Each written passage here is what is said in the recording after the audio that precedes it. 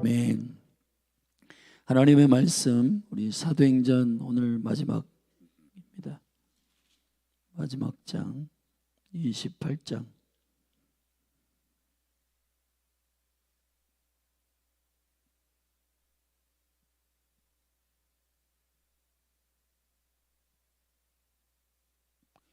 우리 한 절씩 저와 여러분이 교독하십시다. 우리가 구원을 얻은 후에 안즉 그 섬은 멜리데라 하더라. 토인들이 우리에게 특별한 동정을 하여 비가 오고 날이 참에 불을 피워 우리를 다 영접하더라.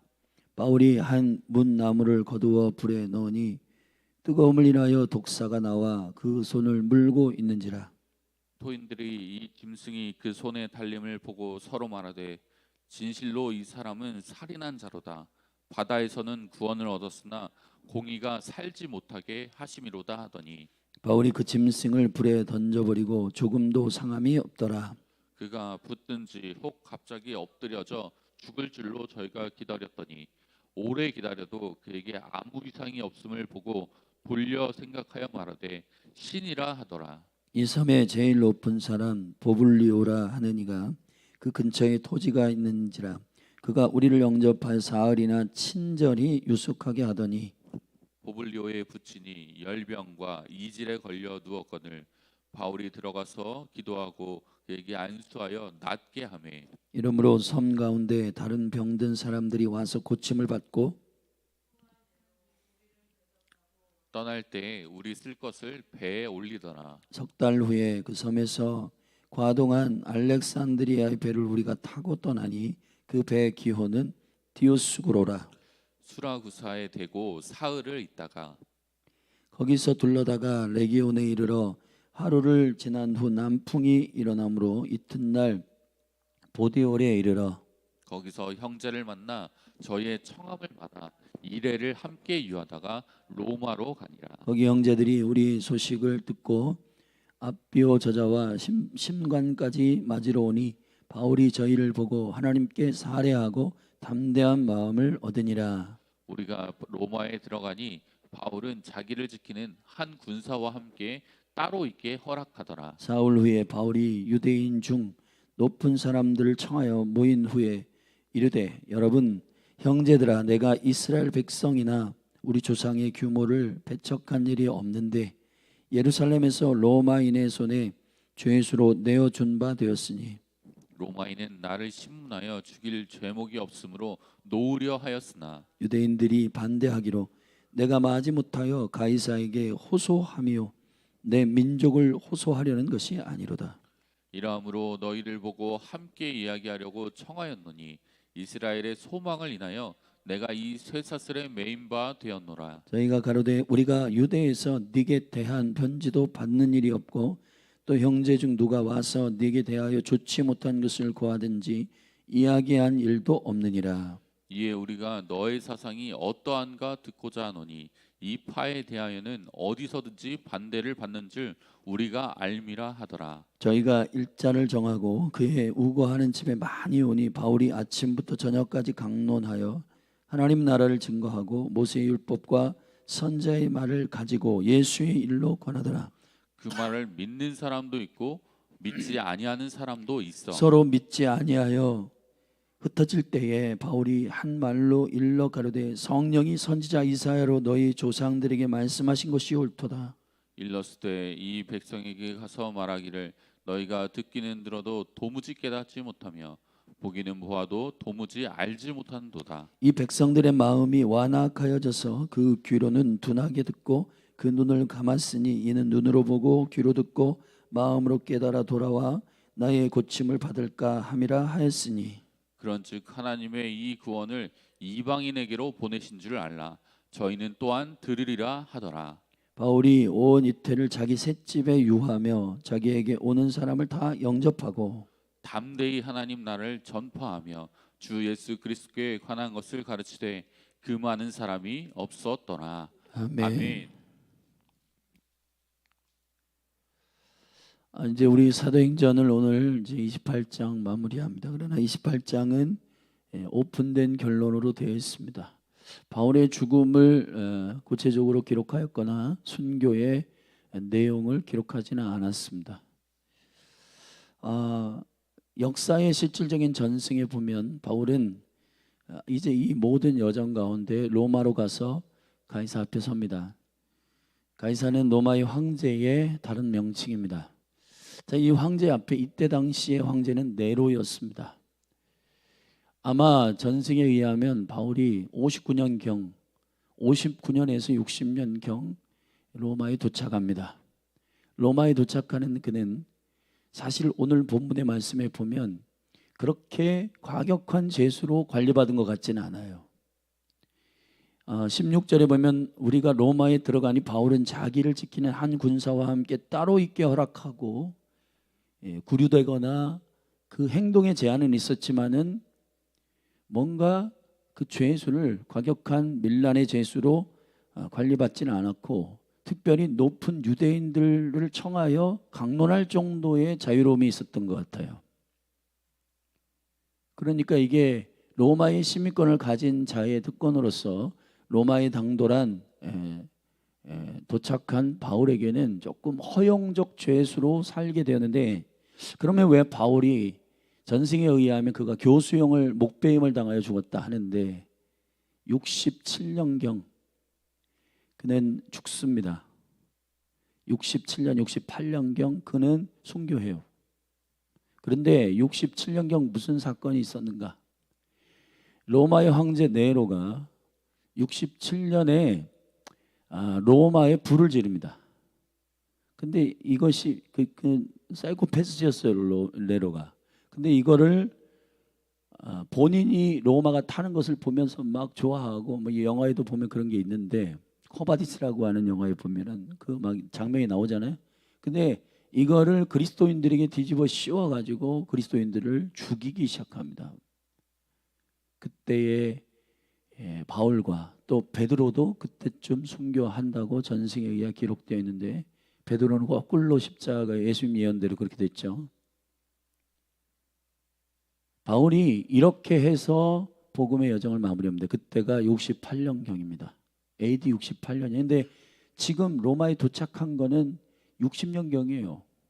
약 8년 동안에 지금 로마에 있는 겁니다.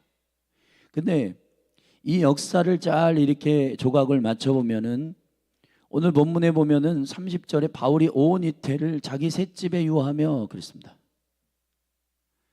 그러니까 아마 이 신문과 이런 혐의를 받고 로마로 이송된 다음에 한 2년 정도 구금되어 있거나 감금되어 있다가 다시 노임을 받았는데, 그 로마의 화재, 그 일로 인하여 이제 기독교인들의 리더들을 다 잡아가지고 죽이는, 베드로도 사실 예루살렘에 있다가 어떻게 로마로 갔는가?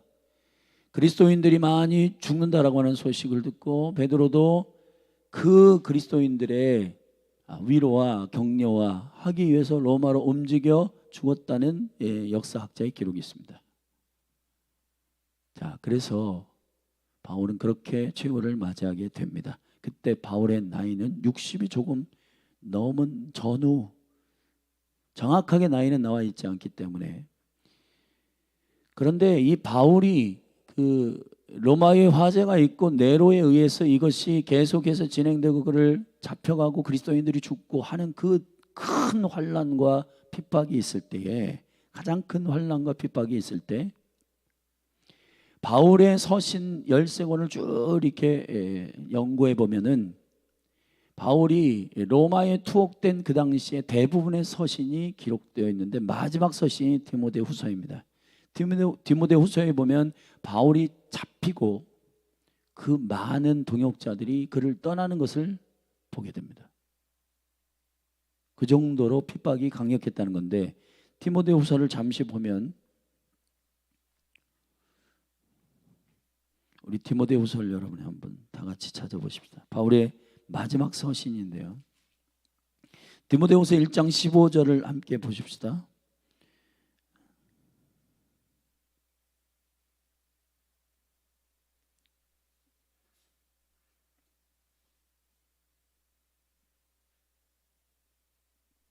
아시아에 있는 모든 사람이 나를 버린 이 일을 네가 안 하니 그 중에 부겔로와 허모게네도 있느니라.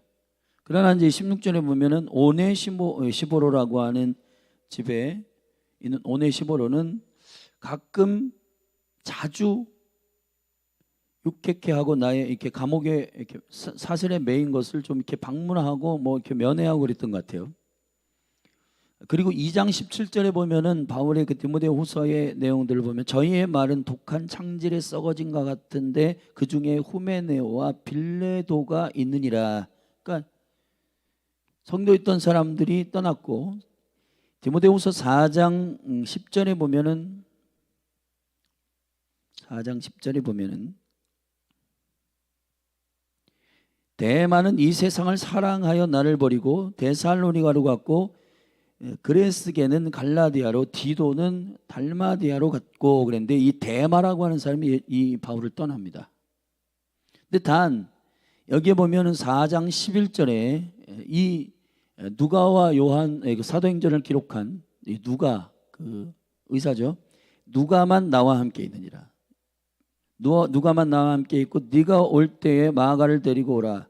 저가 나의 일에 유익하니라 그랬습니다. 그러니까 이 바울의 마지막 서신 가운데는 굉장히 고립되고 외롭고 그 배신당하고 버림받고 하는 일들이 많았고 그래서 실질적으로 그 네로의 핍박이 예수 믿는 사람을 다 잡아 죽였기 때문에 사실은 바울을 아는 척하고 함께 친하게 함께 있는 것이 쉽지 않았어요. 자, 이러한 상황들을 우리가 조금 이제 머릿속에 가지고 오늘 사도행전 28장을 좀 보면 사도행전의 마지막은 어떠한 결론을 내리고 있지는 않아요. 바울이 온 이태를 자기 셋집에 유하며 30절에 자기에게 오는 사람을 다 영접하고 담대히 하나님 나라를 전파하며 주 예수 그리스도에 관한 것을 가르치되 그 많은 사람이 없었더라. 자, 우리 27장에서 유라굴로를 통해서 그 죄수의 몸으로 지금 로마로 후송되고 있는 바울. 중간에 배가 파손되고 알렉산드리아호라고 하는 밀을 실어 나르는 그 곡물을 실어 나르는 그 화물선에 몸을 실은 276명이 그 유르굴라의 풍랑 속에서 바울이 그 저녁에 사자의 방문을 통해서 너희들이 한 명도 죽지 않는다 하고 그 유라굴로를 믿음으로 잘 통과하고 그들이 난파하여 배는 다 파손되고 27장 마지막에 절에 보면은 그 남은 사람들은 널조각 혹은 배 물건에 의지하여 그러니까 배가 막 이게 뒤집어지고 그랬나 그 널조각을 잡고 겨우겨우 마침내 사람들이 혼미백산하였고 어디로 가는지를 모르고 그 파도가 몰아가는 대로 갔는데 가서 그때서야 깨달았는데 알고 보니까 여기가 멜리데 섬이라 그러니까 이게 이탈리아 로마로부터 한 100km 떨어져 있는 바로 그러한 섬입니다. 지금의 말타예요. 근데 거기 멜리데 섬에 들어갔는데 두 가지 기적이 일어납니다. 첫째, 독사의 바울이 손이 막 물리는데 전혀 해함이 없는 겁니다.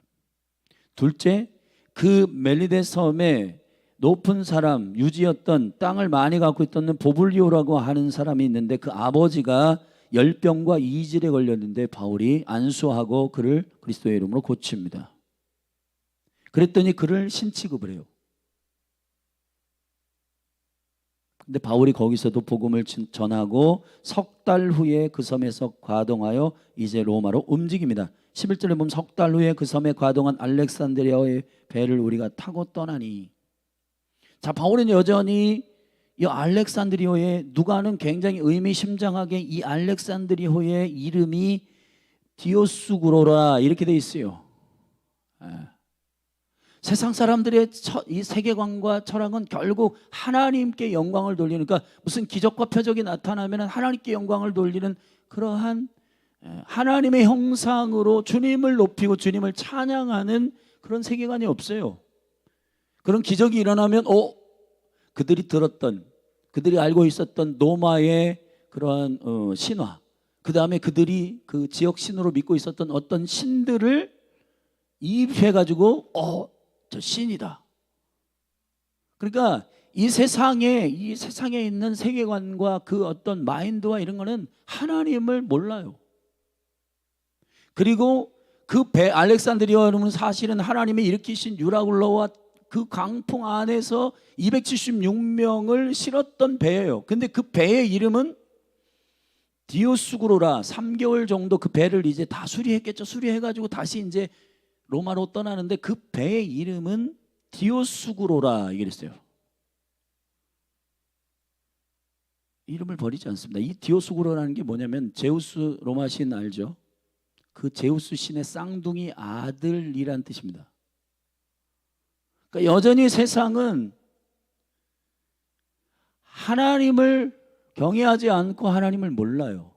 그런데 모든 이런 배나 곡물이나 사람이나 이 모든 것들은 다 복음의 비전을 가진 자가 사용하고 통치하고 다스리고 쓰고 필요하면 왕도 필요하면 총독도 필요하면은 자금도 필요하면 곡물도 필요하면은 사람들도 리더십들도 다 동원하실 수 있어요. 근데 여러분 제가 바울의 마지막 사도행전의 끝은 셋집에 살았다 이렇게 되어 있습니다. 여러분에게 묻겠습니다. 바울은 부자입니까? 부자가 아닙니까?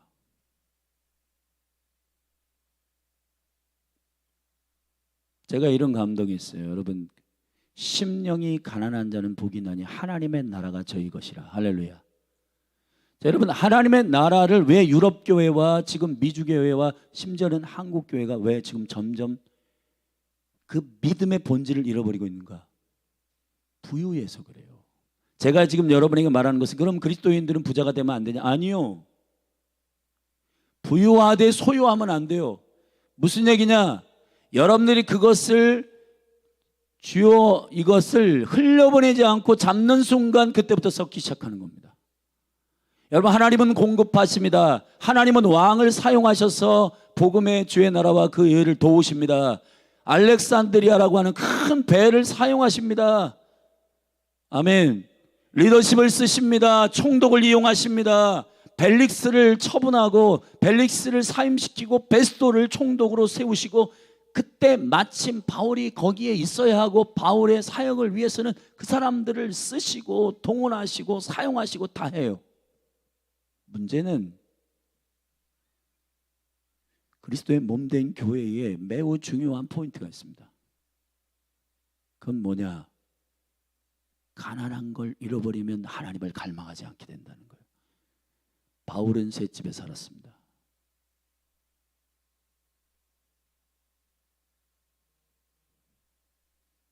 바울이 부유했어요. 어떤 의미에서 부유했냐? 하나님을 그리스도를 가졌기 때문입니다. 근데 바울의 기도와 바울의 표적은 하나님의 나라 차원에서 통치와 능력이 막 풀어지고 있어요. 근데 바울은 소유한 게 없어요. 이게 부유한 겁니다. 자, 우리가 어떠한 그리스도인으로 살기를 원하는가? 근데 심지어는 많은 그리스도인들이 교회에 와서 소유한 부자가 되기를 원합니다. 여러분, 이 재정과 이것을 어떻게 쓸지 계획은 없어. 근데 단지 많은 그리스도인들이 소유한 부자가 되기를 원해요. 하나님 허락하지 않습니다. 만약에 하나님은 그런 부자를 허락한다면 그 사람은 타락해요. 일체의 비결 그리스도가 없는 상태에서 풍요로움을 경험하잖아요. 그 사람은 기도 안 합니다. 예배 안 합니다. 뭐부터 타락하냐? 예배부터 타락할 거예요. 편안해지잖아요. 여러분 이거는 뭐 아무리 변명해도 소용없습니다. 여러분 우리가 부족하고 연약하고 나약하고 병들고 연약하고 하나님을 갈망할 때를 기억해 보세요.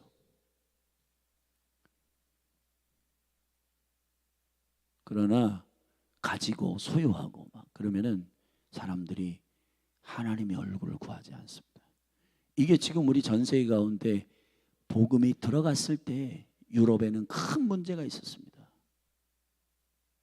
종교적인 어떤 갈등도 있었고 그것을 주님께서 그들의 갈망과 그들의 가난한 심령을 이용하여 하나님의 나라가 유럽에 임했어요. 아멘. 근데 이게 이제 막 부유해지고 사람들이 르네상스 운동 이후에 인본주의적인 생각이 막 풍요롭게 들어가고 여러분, 믿음의 원리라고 하는 것은 뭐냐 하면은 들은 대로 믿음이 일어나요. 믿음은 들음에서 납니다. 여러분이 무엇을 듣느냐가 믿음의 핵심이에요. 지금은 정보도 풍요롭고 정보도 너무 부유해가지고 사람들이 너무 많이 들어요. 여러분, 믿음은 들음에서 납니다. 할렐루야.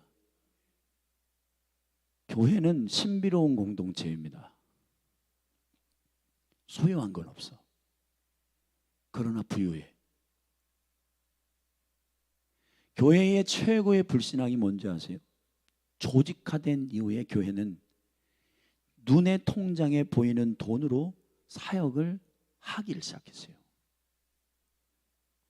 여러분들이 이런 생각을 하겠죠. 아유, 목사님은 너무 현실적이지 않아요.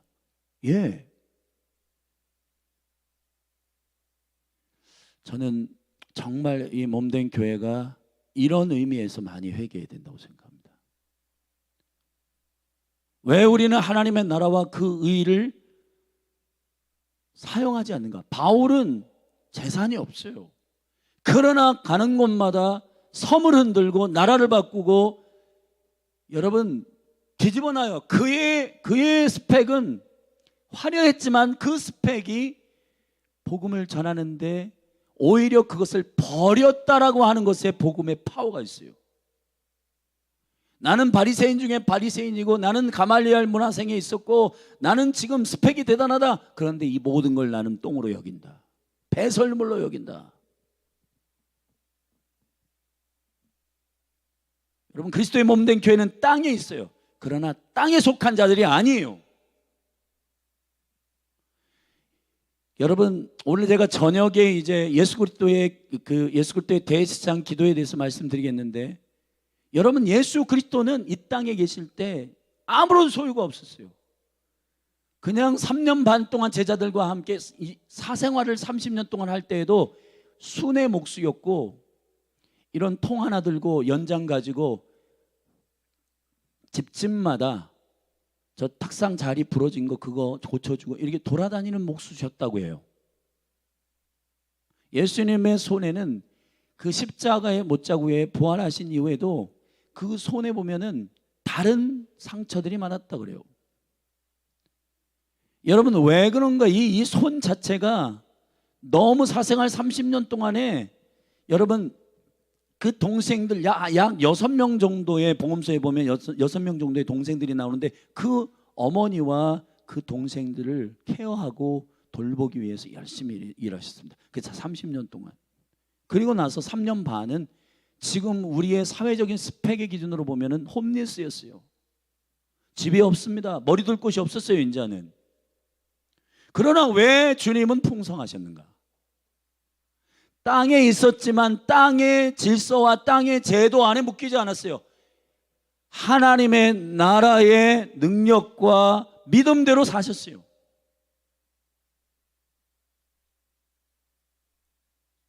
우리의 불신앙이 뭐냐면은 하나님의 나라의 능력을 안 믿어요. 여러분, 이렇게 하면은 여러분들이 에이, 목사님, 우리 믿음을 왜 그렇게 안 믿잖아요, 솔직히.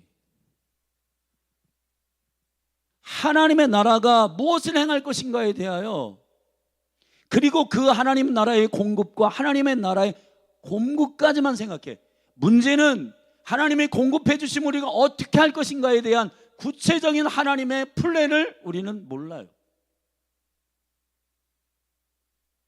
이 세상에 살면서 그리스도 이 교회가 타락하는 지점이 바로 여기에 있습니다. 교회가 타락하는 게 뭐 때문이냐면은 주님이 막 부어주세요. 근데 그걸 어디다 쓸지 몰라. 다시 말하면 그거를 구한 이유를 모르고 구했다는 얘기예요. 여러분, 이 고아를 케어했던 고아의 아버지 누구죠?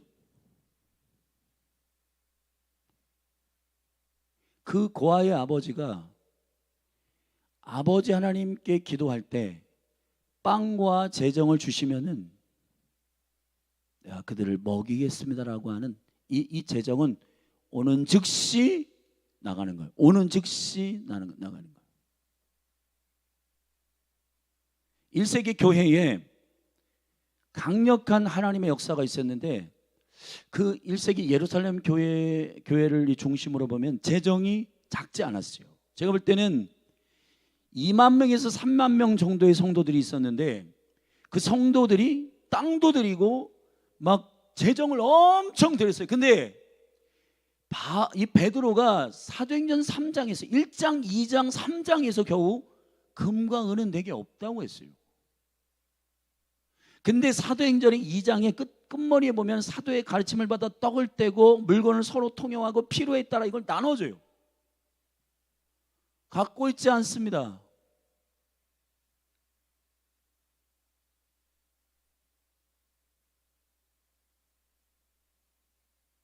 여러분, 우리의 어떤 지점이 있습니다. 개인도 그렇고 교회도 그렇고 국가도 그렇고 하나님께서 하나님의 계획 가운데 엄청난 풍성한 축복을 주셨는데 근데 이걸 어디다 쓸지를 모르게 되면 이게 타락의 이유가 돼요. 솔로몬이 그랬어요.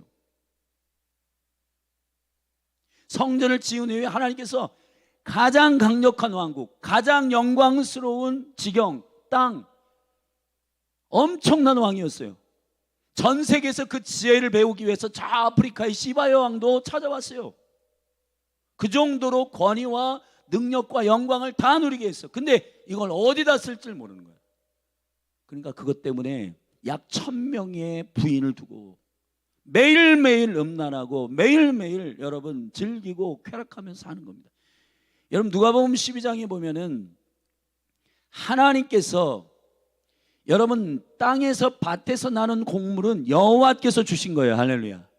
근데 그 추수가 엄청나게 많이 추수되었는데 그 부자가 어리석은 부자가 그거를 창고가 한 10평이었는데 예를 들어 그걸 막 100평으로 지었어요. 그리고 이 곡물을 전부 다 거기다가 쌓았습니다. 그리고 이렇게 상상합니다. 내일부터 이제 나는 호화로운 옷을 입고 호화로이 연락하면서 잔치를 베풀어야겠다.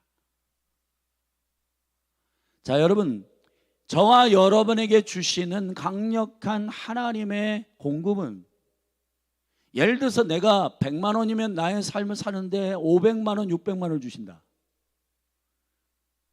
그 나머지 400, 500만 원이 우리를 타락하게 하는 일일 수가 있어요. 하나님께서 우리에게 주시는 그 재정과 모든 공급들에 관하여 성령님의 인도하심을 쫓아 묻고 이것이 하나님의 나라를 위해 흘려보내는 일이 필요하다는 거예요. 할렐루야. 최근 많은 한국교회 성도들은 목회자가 재정의 얘기를 할 때 불편해합니다. 근데 여러분 1세기 교회를 자세히 보면 재정 얘기보다 훨씬 더 강력한 얘기를 했어요. 너 주의 나라를 위해서 목숨을 바쳐라. 주의 나라를 위해서 목숨을 주님께 드려라. 여러분 이 재정을 목회자가 이렇게 주의 나라를 위해서 헌신하라고 하는 이 일들이 왜 담대하지 못하면 목회자가 그 재정을 또 통장에 넣고 그걸 어디다 쓸지를 모르고 그냥 쌓아놓어요. 그리고 땅 사고 뭐하고 그냥 그것 때문에 타락해요 교회가. 아이러니컬한 얘기가 뭐냐면은 이런 게 있습니다. 대한민국이 만배의 축복을 받는 대한민국의 음식 쓰레기의 그 양을 보면은 북한에 있는 2,500만의 영혼들이 풍성하게 먹고 남는 음식이라는 거예요. 아이러니컬하죠, 그죠? 저 아프리카에 지금 기아에 허덕이고 있는 어린아이들은 한 달에 10,000원이 없어서 죽어가고 있어요. 근데 우리는 막 내 재산이 불리는 기쁨에 살고 있어요.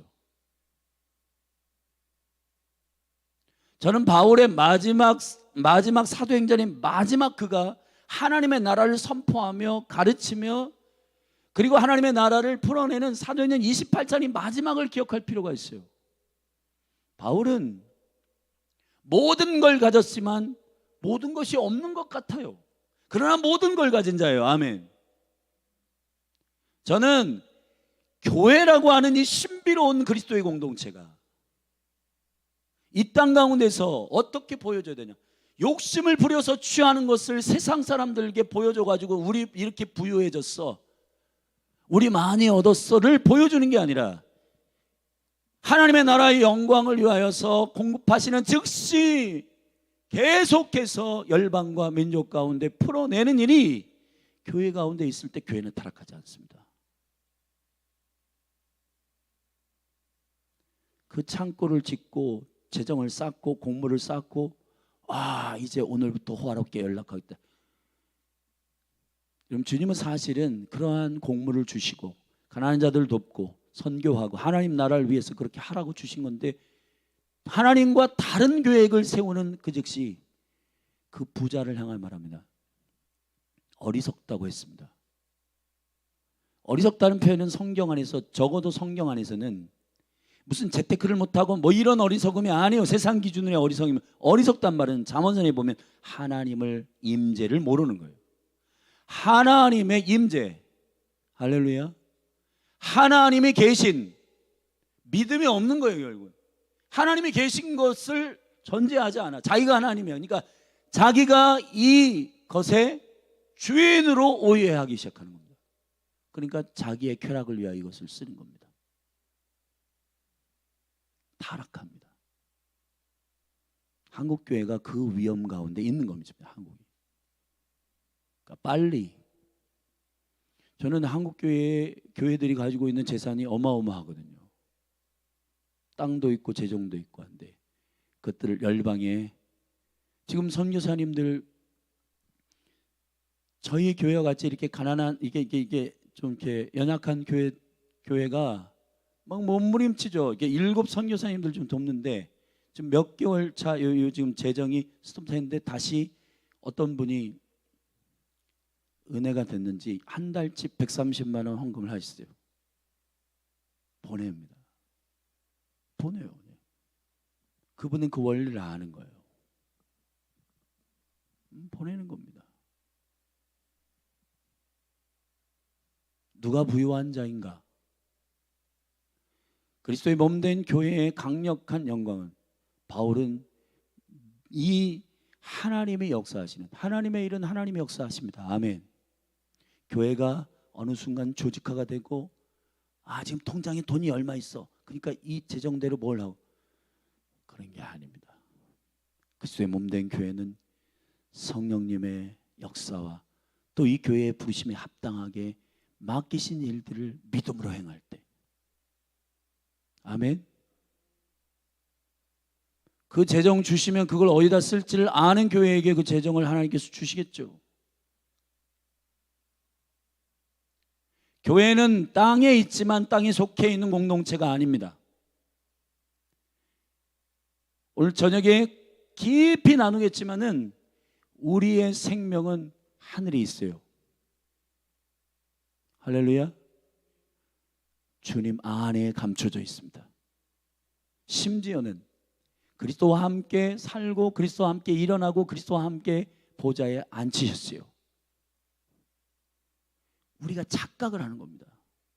당장 내 몸에, 내가 눈에 보이는 것에 여기에 혈안이 되어서 우리의 삶을 결정하게 되면은 안 믿는 사람과 다를 바가 없어요. 그래서 교회는 세상에 충격을 못 주는 겁니다. 근데 사도행전의 교회를 자세히 읽어보면은 소유한 건 없어요. 그러나 세상에 충격을 줘요. 왜 그러냐? 소유하지 않고 누리는 겁니다. 누리지만 소유하진 않아. 멋있잖아요. 소유하면 썩습니다. 이게 1세기 교회의 엄청난 비밀입니다. 바울은 새방에 살아요. 복음 때문에 죽어요. 그런데 지금도 바울을 최고의 믿음의 사도라고 일컫습니다. 여러분, 교회가 건물을 만들기 시작하고 막 화려하기 시작할 때부터, 여러분 지금 유럽의 모든 그러한 성당과 건물들을 으리으리한 금으로 막 도금하고 이런 건물들이 전부 텅텅 비고 있고, 심지어는 모슬렘들에게 모스크로 바뀌고 있고, 심지어는 술집으로 바뀌고 있는 성전과 교회들이 즐비합니다.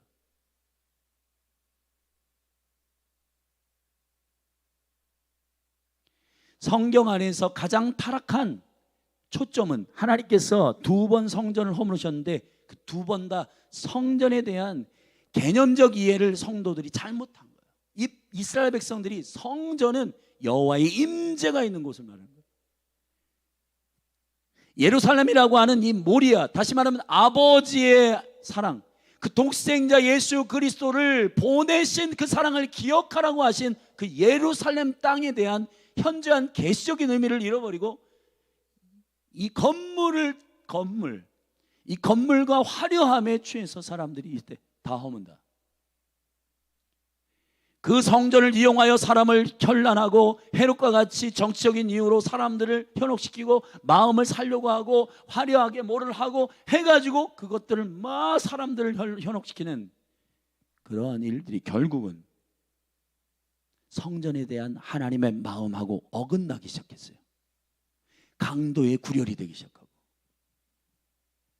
그러니까 다 돌 위에 돌 하나도 남김없이 바벨론에 의해서 허물고, 그런데 몇백 년 지나 회개하고 돌아왔는데 다시 또 성전을, 스룹바벨 성전, 아주 작은 성전을 지어서 계속 그걸 보면서 여호와의 임재와 영광을 앙망하며 그곳에 여호와의 이름을 두신, 여호와의 이름이 거하는 곳에 대한 영광을 찬양하며 그분을 높여야 되는데, 그 건물이 이전의 성전, 솔로몬의 성전하고는 좀 잽이가 안 되네. 그러니까 헤롯이 이 지점을 정확하게, 사단은요, 우리가 갈망이 살짝 빗나가면은, 우리가 교회에 와서 예배는 하지만 돈을 더 좋아할 때 그걸 얼마나 기가 막히게 이 교환한 것이 알아요. 그래가지고 그걸 탁 집어가지고 그 사람 넘어뜨립니다. 이 헤롯이요, 이 성전의 화려함을 원했던 그 유대인들의 심령을 확 사로잡기 위해서 46년 동안 리모델링을 했어요, 성전을. 그러니까 막 인기가 막 올라가고, 와, 대단하다, 우리 성전을 막 이렇게 대단하게 지어줬다. 예수님 오셔가지고 완전히 여러분, 찬물 뿌리는 말씀하십니다. 다 허물어라, 내가 3일 만에 다시 짓겠다. 사실 예수님이 그 발언 때문에 돌아가신 거예요. 유대인들이, 제사장들이 볼 땐 저 미친 하나님이라고 하고, 자기가 하나님과 하나라고 하고, 그리고 성전을 막 모독하는 일을 해요. 근데 여러분, 성전의 진짜 모독이 뭘까요? 하나님이 말씀하시는 관역과 그 의미하고 벗어나게 하는 강도의 구렬과 욕심과 탐욕의 처소가 되는 게 진짜 그것이 하나님을 거역하는 일이에요. 성전을 모독한다라고 하는 건 그리스도의 임재와 그리스도의 영광을 사모하며 주님의 몸된 교회가 땅에 있지만 땅에 속하지 않고 소유하지 않고 누리는 강력한 몸으로서의 교회를 계속 사도를 통해서 가르쳤는데, 이 성경을 보는 오늘날의 교회도 어떻게 하냐? 이 핵심적 계시의 포인트를 붙들지 않고 가지고 소유하는 데 있습니다. 그리고 심지어는 여러분이 우리 안에 이 하나님께서 원하지 않는 이 불신앙들이 많아요. 재정이 없어서 못해, 힘이 없어서 안 되잖아, 우리는 사람이 몇 명밖에 없어서 이거 못할 것 같은데. 아니라는 겁니다. 그게 뭐예요? 돈이 있으면 하고 사람이 있으면 하고 하지 않고 그걸 결정하겠다는 거예요. 성경 어디에 봐도 여러분, 사람의 많고 적음 때문에 그 일이 일어난 적은 없어요.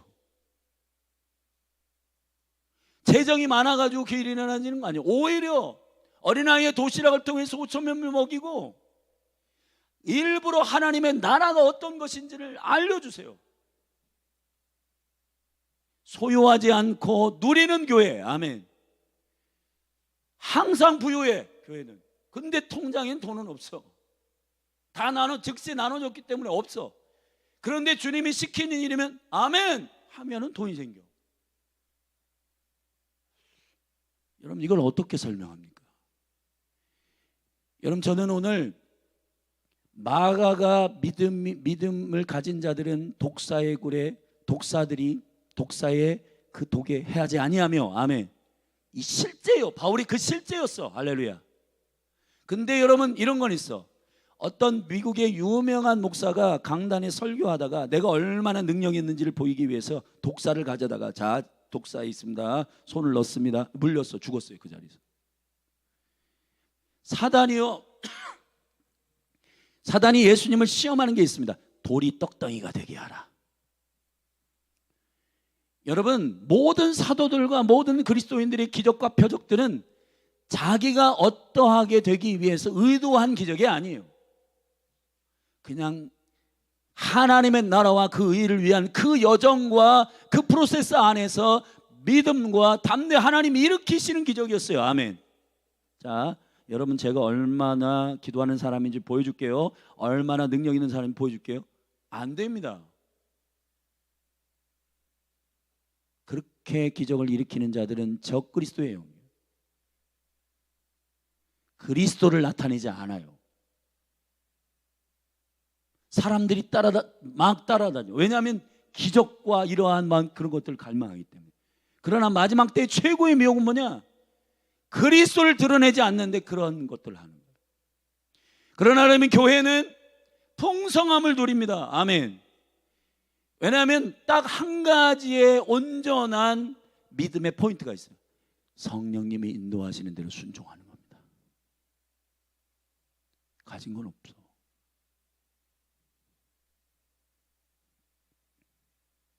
어제까지 우리 간사님하고 우리 강조 전사님이 식사를 하셨는데 제가 이렇게 계산해 보니까 12명 정도 간사님들하고 식사를 했어요. 맛있는 거 대접해 드렸습니다. 근데 몇 분의 성도님들이 자 여러분 제가 감동이 있습니다. 지금 사실은 우리 교회의 재정이 쉽진 않아요. 지금 통장 안에 있는 재정을 가지고 뭘 한 건 아니에요. 근데 제가 나눴어요. 성도님들한테. 제가 이 캠퍼스에 수고하는 간사님들 좀 먹이고 싶습니다. 헌금하셨어요. 그걸로 풍성하게 섬겼어요. 제가 가진 게 있어가지고 뭘 하는 게 아닙니다. 주님은 주님의 부유함을 누리는 이 땅 가운데서의 그 킹덤의 믿음을 가지고 있는 자들 통해 일하실 겁니다. 할렐루야. 소유하진 않았지만 풍성하게 누리는 겁니다. 아멘. 하나님의 나라와 그 의의 비전을 가지십시오. 그럼 그에 합당한 능력과 영광을 하나님 허락하십니다.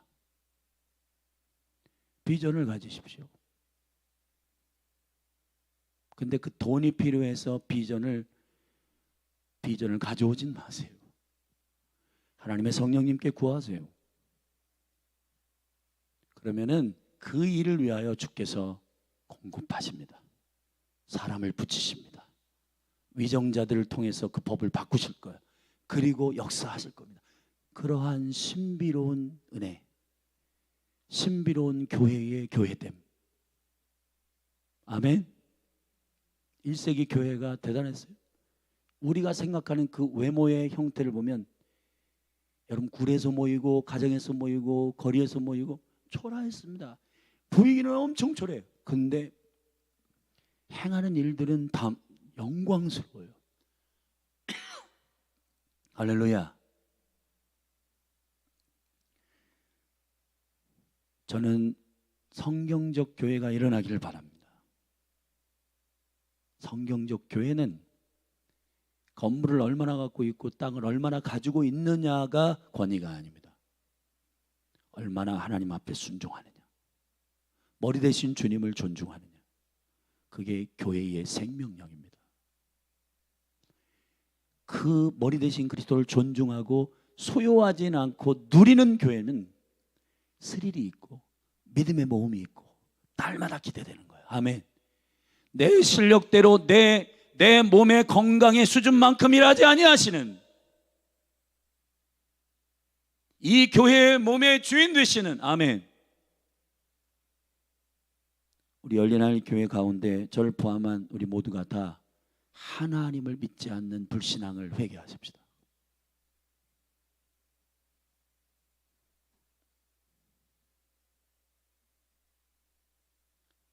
주님의 나라의 영광을 위하여.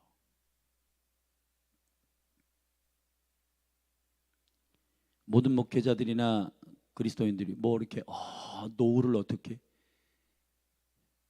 여러분 하나님의 삶을 사는 사람들이 이게 그렇게 하면 목사님은 너무 실제적인 것이 없어요.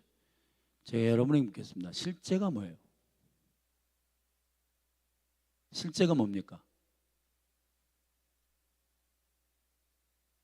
하나님의 살아계심을 계산에 넣지 않는 내가 나의 인생을 계획하는 게 실제예요? 저는 그게 실제라고 생각하지 않습니다. 실제는 보이는 것은 나타난 것으로 말미암아 된 것이 아닙니다. 주님이 살아계심을 믿는 게 실제입니다. 그게 실제예요. 저는 우리 열린하늘교회 성도님들이 이 실제 믿음을 갖기를 바랍니다. 할렐루야. 소유하지 말고 누리세요. 주님은 모든 것의 모든 것 되십니다. 거리낌이 없이 하나님의 나라를 위해 재정을 달라고 기도할 수 있는 깨끗한 교회 되기를 바랍니다. 내 통장엔 재정이 없지만 아버지께 기도하여 좋은 것을 주시는 그 하나님의 살아계심을 믿는 교회 되기를 바랍니다.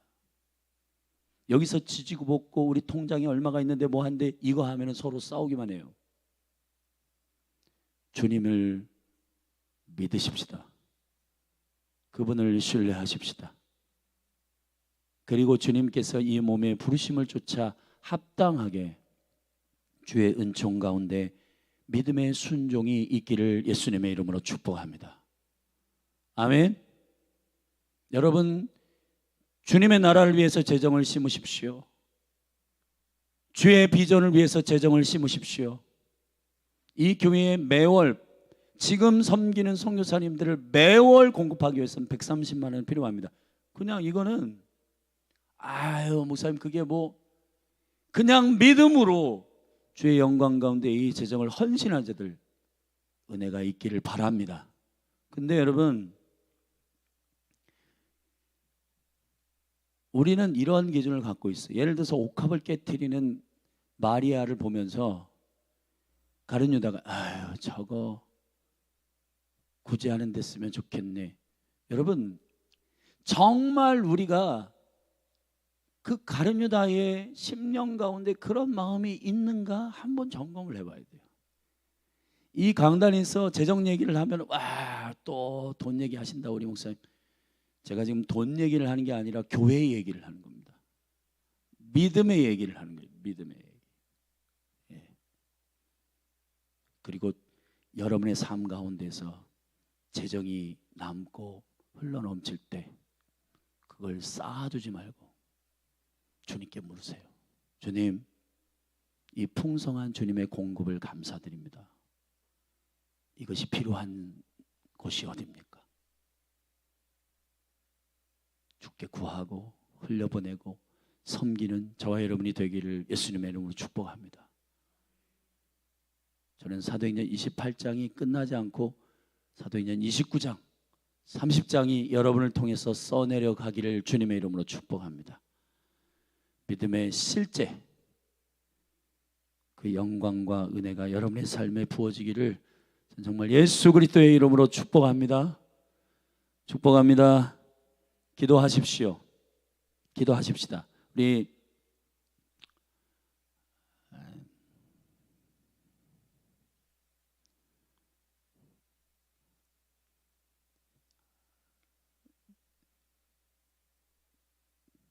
이거는 저에 대한 얘기를 이렇게 하는 건 아닌데 제가 이렇게 우리 사역자분들한테도 말씀드리는 거예요. 우리 강지호 전사님도 재정, 이 캠퍼스를 바꾸려면 재정이 필요하잖아요. 근데 지호 전사님부터 섬겨야 돼요. 지호 전사님부터. 저도 마찬가지예요. 예. 우리 성도님들이 보면은 왜 목사님이 직사를 사세요인데 저는 그냥 섬기고 싶은 거예요, 이분들을. 네. 지원사님의 재정의 돌파는 캠퍼스에 가서 그들을 섬기 시작할 때 열릴 거예요. 예. 목회자라고 해서, 이 목회자 옛날에 우스갯소리가 있어요. 목회자들은 끈달린 구두만 신는다. 그러니까 옛날에 식당 가가지고 돈 안 내려고 이제 목사님 맨 늦게 나가려고 이제 구두끈 묶고 있는데 이제 집사님 권사님들이 그렇게 하면 안 됩니다. 목회자들이 섬기고 내야죠. 섬겨야죠. 강조준 사님이 커피값도 내고 그렇게 해야 되는 거예요. 식사값도 내고 하세요. 목사님 저 폐가 얼마 안 받는데요. 강조준 사님의 믿음의, 저의 믿음의 크기가 우리의 폐의 고한에 있으면은 아무것도 못할 거예요. 제가 예를 들어서 말씀드리는 겁니다. 그러니까 우리 성도님들 한 분 한 분 안에도 하나님이 주신 마음을 가지고, 주님 저들을 좀 섬기고 싶어요.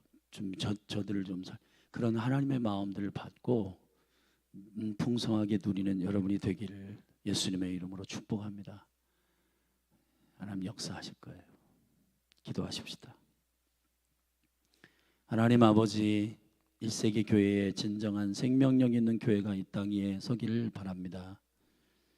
아버지 도와주옵소서. 사랑하는 열린하늘 교회 성도님들 한 분 한 분을 축복합니다. 하나님 아버지, 이성적인 믿음이 아니라 하나님의 성령이 이끄시는 강력한 살아있는 믿음이 우리 가운데 풍성하게 임하기를 원합니다. 인본주의적인 믿음이 아니라 이 땅에 속해 있어 이것저것 다 따지고 우리의 실력만큼 살다가 주님을 뵙는 것이 아니라 주님은 모든 것에 모든 것 되셔서 그분의 풍성함을 누리되 소유하지 않는 정결하고 깨끗한 교회로 일어나게 하여 주옵소서. 아버지, 몸된 교회 위에 이 풍성한 누림이 있게 하셔서 이 엄청난 누림이 매일 매주 간증이 되게 하시고 하나님 나라를 풀어내는 거룩한 생명의 사역들이 되도록 축복하여 주옵소서. 예수님의 이름으로 기도했습니다. 우리 사도행전을 마무리하면서 우리 같이 믿음으로 한 가지 소원하며 기도하십시다. 주님, 우리 사랑하는 모든 한국교회의 성도들, 또 몸된 교회, 열린하늘 교회 성도들이 진정한 교회가 되게 하여 주옵소서. 누리되 소유하지 않게 하시고 하나님의 나라와 그 의를 위해서 기꺼이 순종하고 흘려보내는 다이나믹하고 믿음의 모험을 날마다 스릴 있게 사는 교회 되게 하여 주시옵소서. 우리 그렇게 믿음으로 주님의 얼굴을 구하며 나아가십시다. 우리 같이 기도하시겠습니다. 하나님 아버지, 주님을 찬양합니다. 사도행전 28장의 말씀을 우리에게 주신 주님 찬양합니다. 주님, 우리가 한 가지 주님께 이 사도행전의 말씀을 통해서 회개합니다. 우리가 교회인데 1세기 교회의 생명력 있는 교회의 본질과 비교해 볼 때 우리가 참 주님의 뜻대로 세워지지 않은 것들이 많았습니다. 그 중에서 주님께 돌아가며 회개합니다. 우리의 불신앙을 용서하여 주시옵소서. 아바 아버지, 아바 아버지, 하나님의 나라가 임하게 하소서. 하나님의 나라가 임하게 하여 주옵소서. 하나님의 나라가 임하게 하여 주시옵소서. 주님, 누리되 소유하지 않는 성도들, 세상이 이해할 수 없고 세상이 이해하지도 못하는 그 강력한 그리스도의 몸된 교회 갈망합니다. 하나님, 주여, 유럽이 타락하고 있고 부유한 미국이 넘어지고 있고, 그러나 하나님의 나라의 생명력을 가지고 있는 남은 자들이 일어나고 있고, 주님의 그 생명의 진리를 목숨처럼 지키는 거룩한 몸된 교회를 구별하여 보호하시고 보존하고 계시는 당신의 그 영광이 우리 가운데 부어지게 하여 주십시오.